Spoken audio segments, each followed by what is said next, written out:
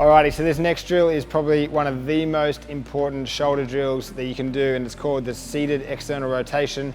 So we can do it set up on a bench, or we can do it on the floor. We're going to go on the bench for this one, and essentially we put our elbow on the inside of our knee to create a fulcrum. And what we do is we set up square, and then we'll slightly rotate our chest in towards the middle.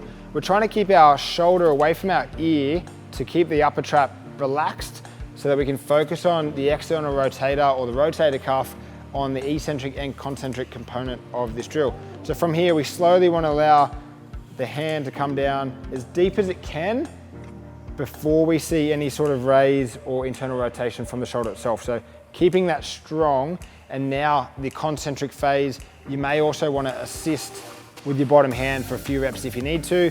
Ideally, over time, we want to be able to get at least 8 to 10% of our bench press for 8 to 10 reps.